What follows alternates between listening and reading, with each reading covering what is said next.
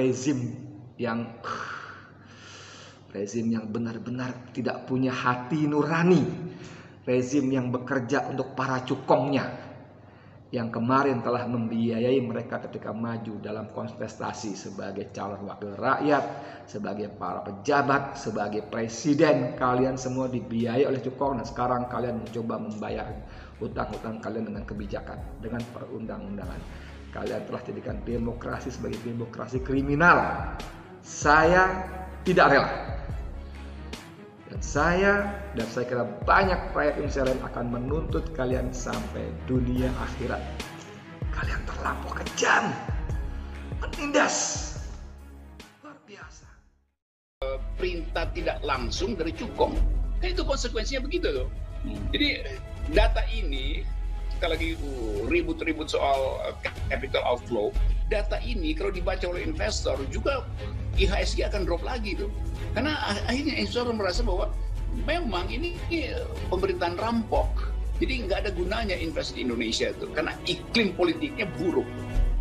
Ya, iblis menguasai rumah istana. Nah, menteri-menteri termasuk Pak Mahfud kos di rumah iblis kan.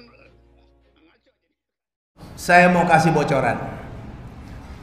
212 itu tadinya mereka datang ke Habib Rizik, ada utusannya minta supaya Habib Rizik membatalkan 212. Kenapa? Dia bilang cukuplah 411 itu aksi paling besar. Jangan ada lagi yang lain. Ini kita nih investor Cina pada ketakutan ngelihat 411 itu. Habib Rizik kan lagi bangun pesantren. Sudahlah Habib, nggak usah lagi demo-demo lagi. Kita mau bantu Habib Rizik. Satu. Habib Rizik tolak. Habib Rizik katakan, katakan kepada kau punya teman itu, nggak usahlah tawarin kita macem-macem. Kita nggak pernah mengganggu mereka kok. Mereka mau datang, mau berdagang di Indonesia silahkan, kita nggak pernah ganggu. Mereka mau jadi pengusaha silahkan, mereka mau jadi pedagang silahkan, mereka mau jadi konglomerat silahkan, kita nggak pernah ganggu kok. Mereka mau jadi orang kaya raya silahkan, tapi begitu sudah jadi kaya raya, jangan terus setelah ekonomi negara mereka kuasai, jangan terus kekuasaan mau diambil alih dong. Ngatur-ngatur presidennya si anulah, gubernurnya si anulah. Beda agama dipaksakan, komunis dihidupkan, penista agama dibiarkan, LGBT, narkoba.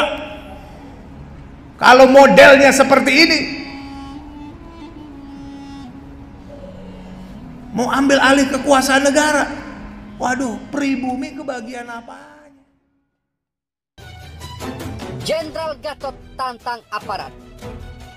Rakyat bela kebenaran, kalian pukul jika berani lawan saya. Jenderal Gatot kutuk aparat represif ke pendemo. Makan dan gaji mereka dari rakyat. eramuslim.com. Tindakan represif dilakukan aparat kepolisian terhadap masa aksi demonstrasi menolak Undang-Undang Cipta Kerja atau Undang-Undang Ciptaker pada Kamis 8 Oktober 2020, termasuk sejumlah jurnalis yang tengah melakukan peliputan. Koalisi Aksi Menyelamatkan Indonesia atau KAMI mengutuk keras tindakan yang dilakukan aparat kepolisian tersebut. Presidium KAMI Gatot Nurmantio mengatakan tugas aparat sejatinya ialah melayani, melindungi, mengayomi dan mengatur masyarakat, apalagi ketika menggunakan haknya untuk berpendapat di muka publik. Menurut Gatot, aparat keamanan seharusnya bukan melarang kegiatan rakyat, karena sejatinya aparat setiap bulan menerima gaji dan makan dari uang rakyat, kata Gatot dalam keterangan tertulis yang dikutip suara.com Jumat 9 Oktober 2020. Oleh sebab itu, kami mengutuk semua tindakan kekerasan dan brutal yang dilakukan oleh aparat kepada buruh, mahasiswa, pelajar, dan emak-emak yang sedang memperjuangkan hak konstitusionalnya, tambahnya. Di luar soal aparat, Gatot juga mengomentari soal aksi demonstrasi menolak Undang-Undang Ciptaker yang terjadi di sejumlah wilayah di Indonesia. Gatot menganggap gelombang demonstrasi itu bisa terjadi lantaran abainya DPR RI dan pemerintah terhadap aspirasi buruh, mahasiswa, organisasi masyarakat di bidang agama seperti PBNU dan Muhammadiyah, serta pihak lainnya. Kalau rakyat memilih untuk turun ke jalan guna meluapkan aspirasinya, menurut Gatot semestinya Presiden Joko Widodo atau Jokowi tidak menghindarinya. Atas reaksi penolakan yang masif terjadi di seluruh Indonesia, sudah seharusnya Presiden sebagai kepala pemerintahan tidak menghindar dan membuka ruang dialog yang seluas-luasnya, ujarnya. Demo Omnibus Law bentrok dengan polisi. Jenderal Gatot posting TNI bantu demonstran. Aksi massa yang menolak pengesahan Undang-Undang Omnibus Law Cipta Kerja yang terjadi pada hari Kamis kemarin, 8 Oktober 2020 berujung pada bentrok besar-besaran. Bentrok yang melibatkan Kepolisian Republik Indonesia dan massa aksi yang berasal dari elemen buruh dan mahasiswa itu tak dapat terhindarkan ketika massa aksi memaksa pemerintah dan DPR RI untuk membatalkan peraturan perundang-undangan yang penuh kontroversi itu. Bentrokan pun terjadi secara serentak hampir di seluruh Indonesia. Jakarta, Bandung, Daerah Istimewa Yogyakarta, Surabaya, Medan, Jambi, Pekanbaru, Riau, Kalimantan, hingga Makassar tidak luput dari kerusuhan yang melibatkan petugas kepolisian dan para demonstran. Menyikapi bentrokan tersebut, Menko Polhukam Mahfud MD pun malam tadi langsung menggelar rapat terbatas yang melibatkan Menteri Dalam Negeri Tito Karnavian, Kepala Badan Intelijen Negara Budi Gunawan, Panglima TNI Marsikal Hadi Cahyanto, dan Kapolri Jenderal Polisi Idham Aziz. Mahfud menegaskan bahwa pihaknya akan bertindak tegas terhadap para pelaku aksi yang menyerang petugas keamanan dan merusak fasilitas publik lainnya. Tidak hanya itu, pemerintah juga menduga ada keterlibatan pihak lain yang menjadi aktor intelektual dari aksi unjuk rasa yang berujung anarkis itu. Di tengah memanasnya situasi politik dan keamanan, mantan Panglima TNI Jenderal Gatot Nurmantio justru memiliki sikap berbeda dalam merespon bentrokan para demonstran yang terjadi hampir di seluruh pelosok negeri itu. Jenderal Bintang 4 itu justru dalam akun Instagram pribadinya memposting sejumlah prajurit TNI Angkatan Darat yang berada bersama barisan massa aksi. Dalam postingan video pendek yang diposting Jenderal Gatot Nurmantio, terlihat seorang prajurit TNI Angkatan Darat tengah memberikan odol atau pasta gigi kepada para demonstran yang tengah berhadap-hadapan dengan aparat kepolisian.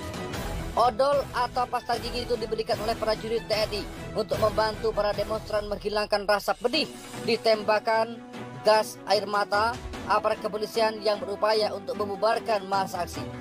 Dalam video pendek itu terdengar suara lantang dari para demonstran yang mendukung apa yang dilakukan oleh prajurit TNI itu. TNI, TNI, TNI, teriak para demonstran. Jenderal Gatot pun menanggapi aksi prajurit TNI itu sebagai aksi patriotik yang menunjukkan bahwa TNI selama ini berjuang bersama-sama rakyat.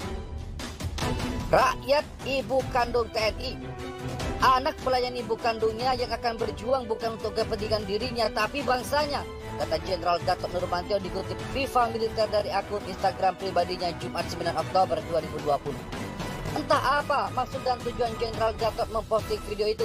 Yang pasti nama mantan Panglima TNI pengganti Jenderal Muldoko itu sempat ramai jadi perbincangan para netizen sebelum gelombang aksi unjuk rasa penolakan Undang-Undang Omnibus Law itu meluas. Jenderal Purnawirawan Gatot Nurmantio sebelumnya sempat menjadi sorotan publik ketika dirinya bersama sejumlah purnawirawan TNI lainnya hendak melakukan ziarah dan deklarasi di depan Taman Makam Pahlawan atau TMP Kalibata, Jakarta Selatan pada tanggal 30 September 2020 lalu. Jenderal Gatot buka pendampingan hukum pendemo korban kekerasan aparat. Presidium Koalisi Aksi Menyelamatkan Indonesia atau KAMI, Gatot Nurmantio, menyatakan pihaknya membuka posko advokasi untuk memberikan pendampingan hukum bagi para demonstran yang mengalami kekerasan aparat imbas demonstrasi penolakan Omnibus Law Cipta Kerja yang digelar kemarin 8 Oktober. Kami membuka posko advokasi dan posko pengaduan yang siap untuk menampingi dan memberikan bantuan hukum kepada korban kekerasan dalam unjuk rasa Undang-Undang Omnibus Law, kata Gatot dalam keterangan resmi yang diterima cnnindonesia.com Jumat 9 Oktober. Gatot menekankan bahwa tugas aparat keamanan semestinya melindungi dan mengayomi masyarakat ketika sedang menyampaikan aspirasinya. Bukan sebaliknya, justru melarang kegiatan masyarakat.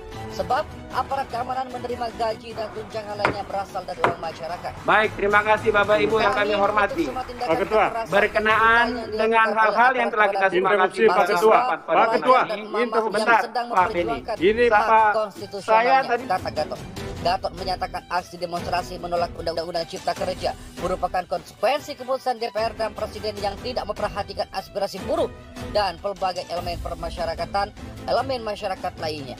Ia meminta Presiden Joko Widodo membuka ruang dialog yang seluas-luasnya dan tak menghindar dari polemik tersebut. Ini pemerintah tetap memaksakan untuk memutuskan dan mengesahkan RUU Omnibus Law, kata Gatot. Diketahui sebanyak 1.192 orang ditangkap polisi terkait aksi demo menolak pengesahan Undang-Undang Cipta Kerja di wilayah Jakarta. Polisi melabeli mereka sebagai anarko.